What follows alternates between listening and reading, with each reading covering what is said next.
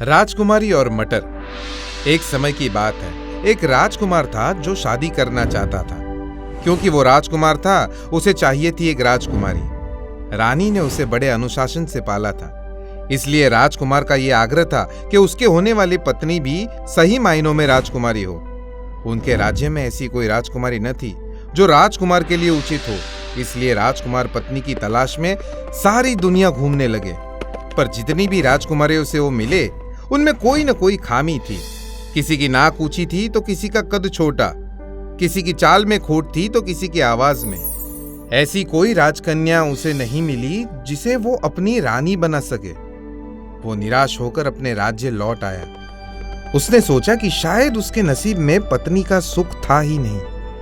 एक दिन जब वो अपने महल वापस पहुंचे, अचानक जोरों की बारिश होने लगी। आसमान में काले बादल छा गए और कड़कती बिजली की आवाज ने महल की दीवारों को हिला कर रख दिया। महल के सारे लोग एक जगह पर आग जलाकर कुदरत के इस कहर को देखने लगे। तभी महल के मुख्य द्वार पर किसी के खटखटाने की आवाज आई। राजकुमार के पिता ने यानी महाराज ने जब दरवाजा खोला तो बाहर एक बहुत ही सुंदर राजकुमारी खड़ी थी। वो बारिश में भीग रही थी। उसके लंबे सुनहरे बाल और रेशम के जूतों से पानी टपक रहा था।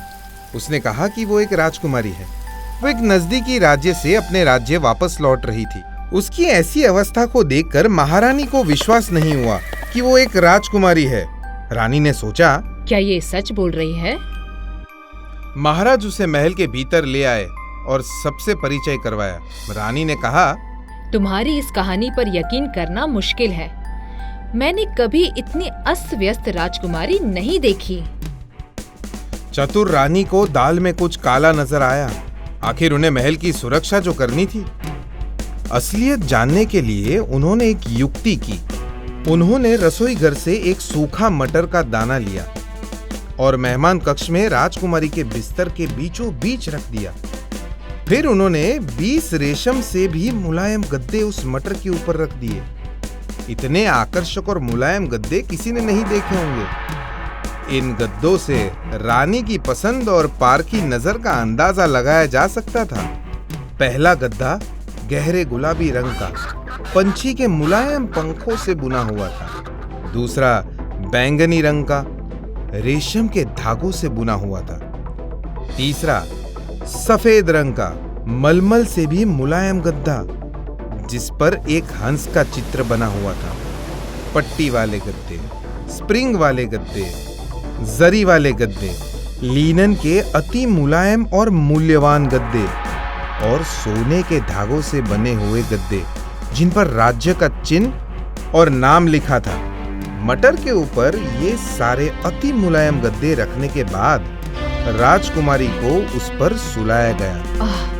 हांफते हुए गद्दों को मटर के दाने पर एक के ऊपर एक रखने की फिजूल मेहनत करने के बाद रानी बोली, अब पता चलेगा कि ये लड़की राजकुमारी है या नहीं।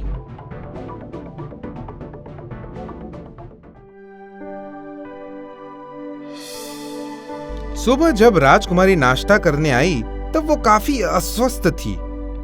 क्या तुम्हें अच्छी नींद आई? रानी ने पूछा। नहीं, मैं नहीं सो पाई। राजकुमारी ने जवाब दिया, मेरे बिस्तर में मुझे कुछ चुभ रहा था। कोई ऐसी चीज जो पत्थर से भी ज्यादा सख्त थी।